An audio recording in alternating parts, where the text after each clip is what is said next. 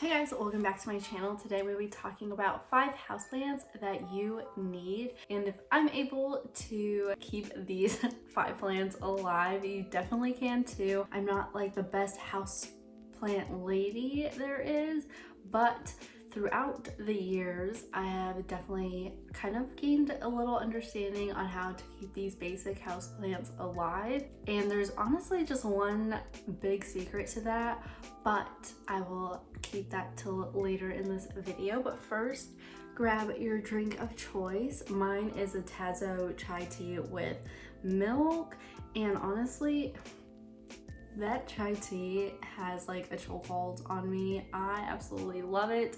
I need it. But yeah, usually I drink coffee, but I kind of wanted to keep it simple today. So let's get to the houseplants. First one that I want to start on is this beautiful monstera. I have 2 of them. Thankfully, I found them at like really good prices. And these ones are super easy to take care of. They're very low maintenance. You don't need to have like specialty care with these ones at all. For watering, I like to water when the soil's around 50 to 75% dry.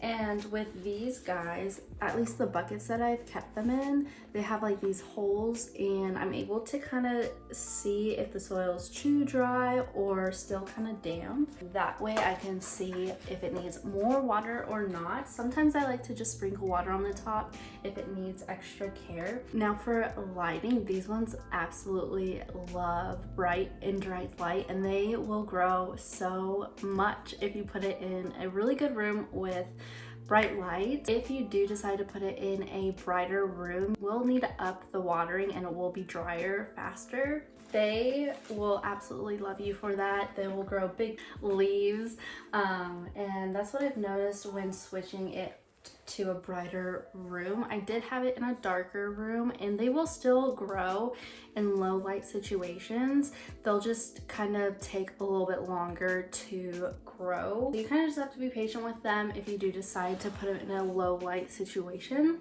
I also noticed with some of these that some of like the leaves that has grown on them, they don't have the splitting like the other ones. So when they kind of grow new leaves, they're supposed to start to split. At least like the ones that I've seen grow, they split. And so I looked up the reason for that, and honestly you kind of just have to be patient and wait for it to split and mature in that sense.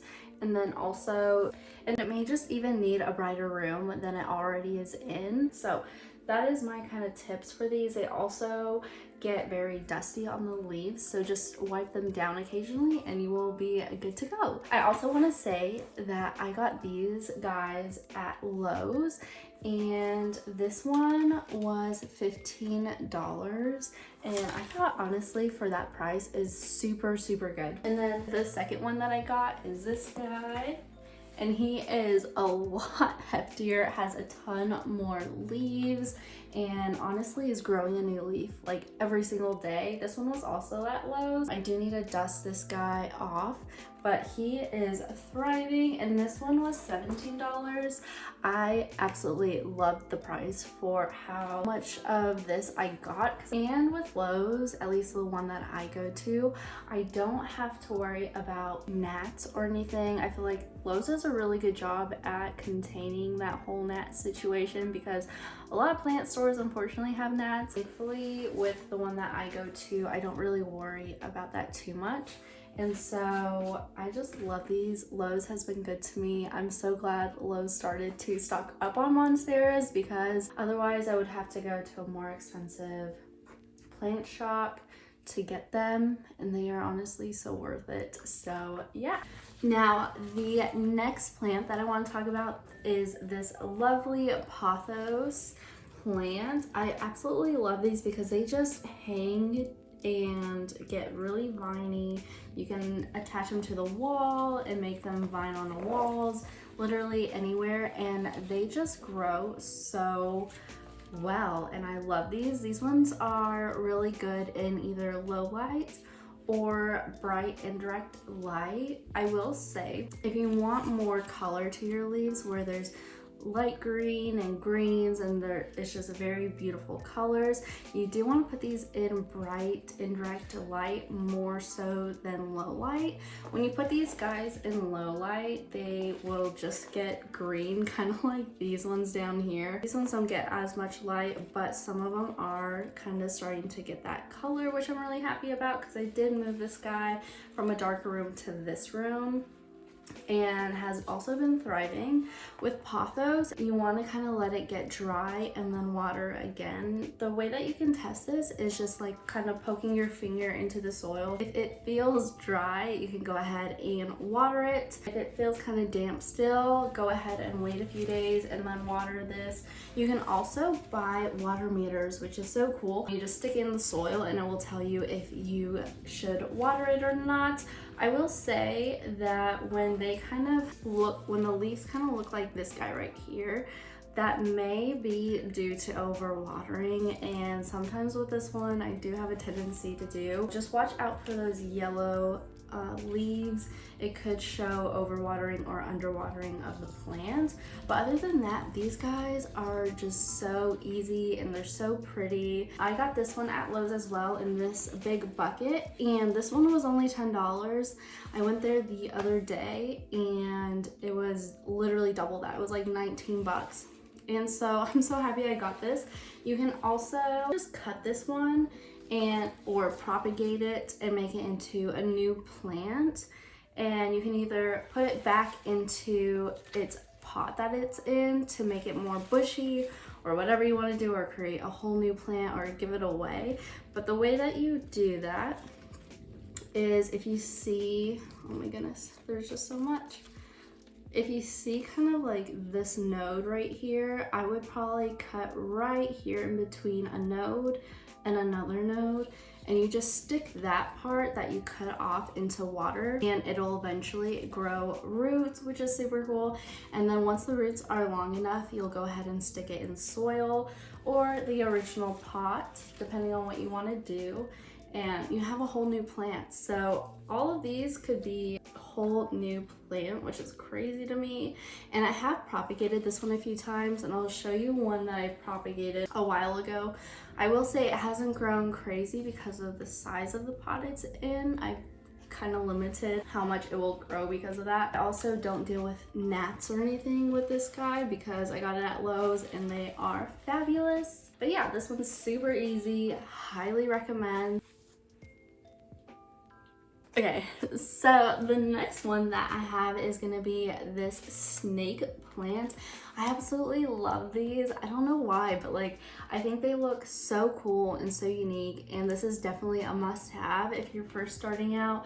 These ones are so easy, and they come in so many different types of variations, which I absolutely love because you can get multiple and they won't look the same. I don't know, I just love that about them. But for watering, these ones do like to be very dry. If you can kind of see, that soil is super dry, so I definitely need to water this guy soon just to make sure he doesn't die on me, which they are very forgiving, so I wouldn't worry about it too much.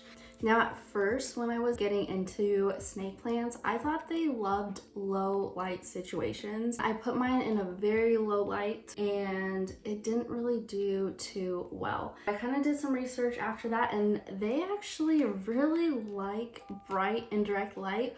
Or if you were to put it kind of where that plant is, it would absolutely love that. It loves a bright indirect light, but kind of in the shadow or in that corner, it will just thrive.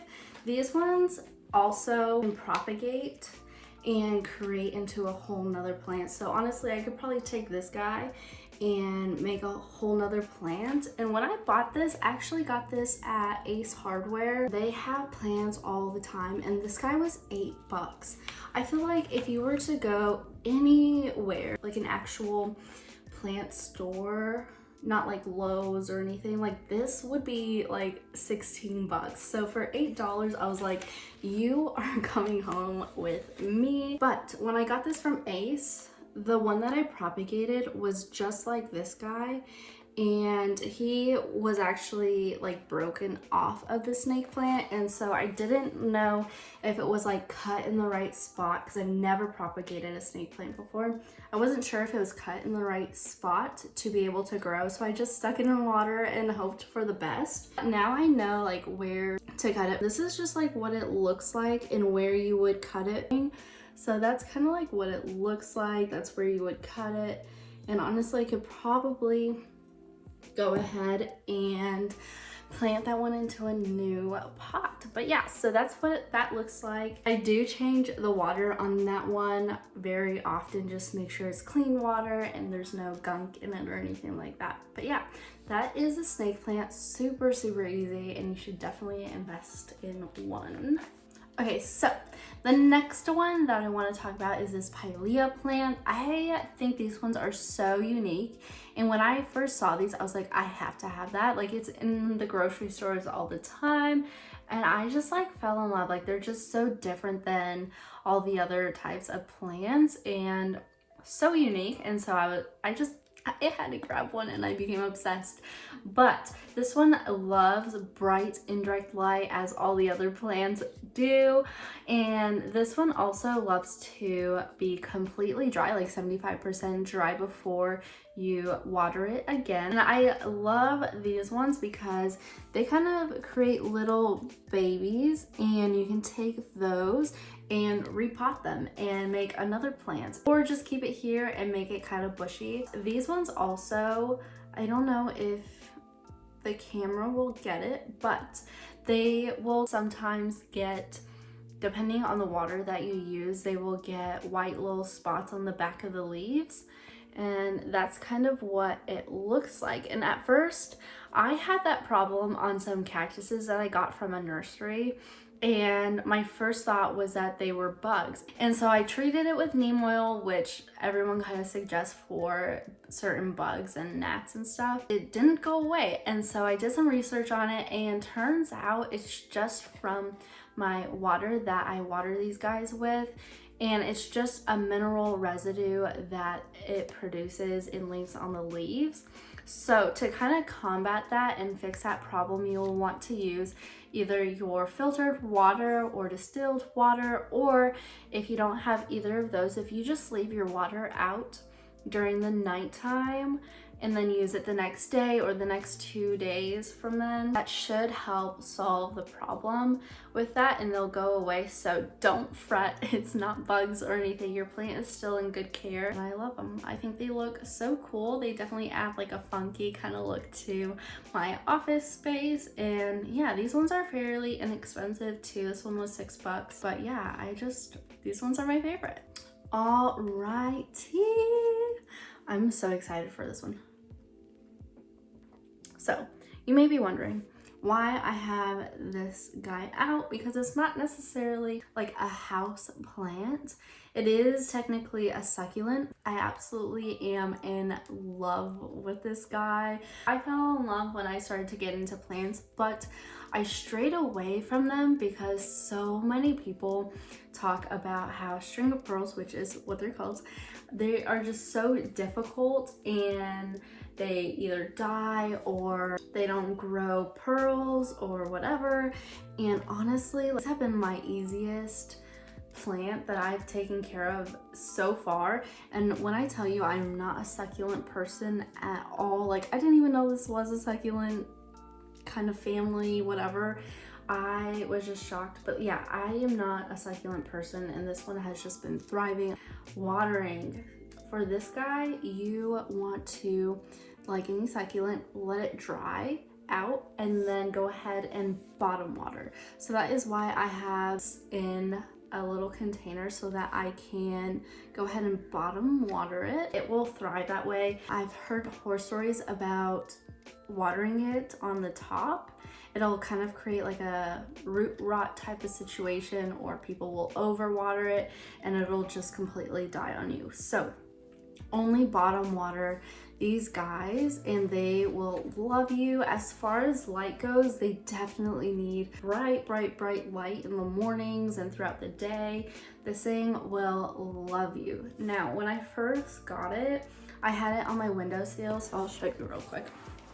I had it on my windowsill just like this, and I noticed that this part was thriving of the plant, and then everything like from here down, it wasn't producing pearls, but it was still growing super fast, which I loved because I was like, oh, it's like doing so well, but then noticed that it wasn't really producing any pearls. So then I moved it to where it will get light all the way down and I don't have to worry about that.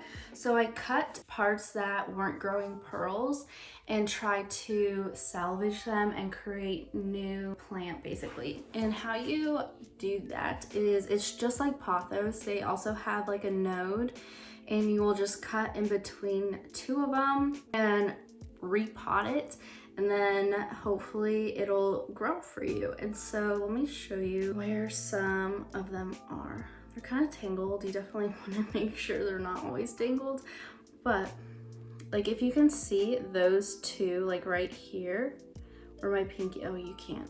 This is so hard. Okay, so if you see those 3 nodes, I would probably cut in between right here and just kind of make sure those nodes are in the soil and kind of do a little roundabout situation with them. And then for those ones, you'll want to top water, and I'll show you what that looks like. And they are, honestly, they're thriving, and I'm so happy because I was really nervous that they weren't gonna survive, but I just put the nodes in the soil and I top water and make sure that it's like super water down all the time. I don't want this to be dry at all, especially when they're just starting out. A lot of people will spray them so that then the top part is damp for a good amount of time. And yeah, so these ones are actually like really thriving really well. Like they're growing and I'm just so happy. But swirl, that's kind of how I laid it down, so each node is in the soil. But I do want to know if it will pick up. Your string of pearls will tell you if it needs to be watered. So when they're full, they'll kind of look like this guy. They're very, kind of like a balloon. They're very full, but if it needs water, I don't know if it'll focus. It kind of looks like a raisin. I don't know if you could see this one right here. It's very flat and raisin-like. And when it's like that, at that point, it's probably not savable, but your pearls will start to kind of shrink like a raisin if they need water. So that's another way to tell if you need to water it again. But most of the time, if the top part looks super dry, then I go ahead and bottom water it. And I do want to show you another one. This one I watered today, but it's starting to shrivel because I was out of town. But they also have like a variated one of the string of pearls, and I think it is so stinking cute. So I had to get it, and this one has been thriving. Like all of this part from here down is new growth, and I've been doing the exact same thing with this one, only bottom watering at this point. But yeah, these ones do absolutely well in very bright situations. If your house isn't very bright, I would probably stand off from this one. If you put it outside and it's in a bright situation, then these ones are a really good one, and they're absolutely beautiful if you're able to like hang them in those flower pots and stuff like that. I think they're just so pretty. That is the 5 houseplants that you need. I love them so much. There are a few other ones that I probably could mention that are also super easy, but from my standpoint, those are the ones that have done so well for me, and I'm just super happy about. For the secret that I had mentioned earlier, honestly, it is just light. So if your house or apartment or wherever you live is a super dark situation and you keep having problems with keeping plants alive or anything like that, it's probably just your house and not you. So don't think that you're not a good houseplant lady or man or whatever. Like, you still have hope And don't give up your dreams of being a houseplant person, because honestly, it's just lighting. I feel like that's the number one thing to keeping these, is making sure it's in good light.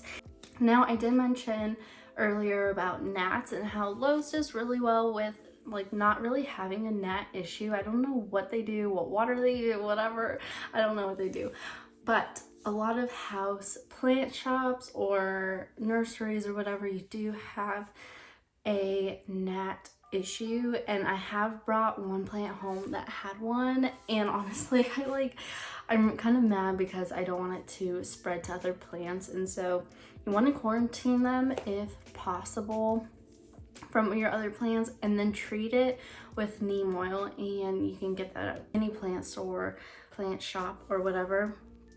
And it does really well at getting those gnats and the eggs and the nests and all of that, and getting rid of them. If it becomes a bigger issue, you can always get those like gnat butterfly sticker things that you just place into your pot, and hopefully that will get rid of it. But I would treat it instantly, and don't wait like me. Thankfully, I don't have a crazy gnat problem, but that sometimes happens with plant shops, so just watch out for that, and then neem oil will be your best friend. But yeah, those are all the plants for today. If you want to see a little plant tour, I would love to give you one. I love plants. I have a few more plants that I didn't show. But yeah, I hope you guys enjoyed. I hope you guys become plant people and enjoy your life. Like, I absolutely love coming in here in the morning and just seeing everything and watching the plants grow and seeing new leaves. Like, it's so much fun. So yeah, I hope you guys enjoyed, and see you next time.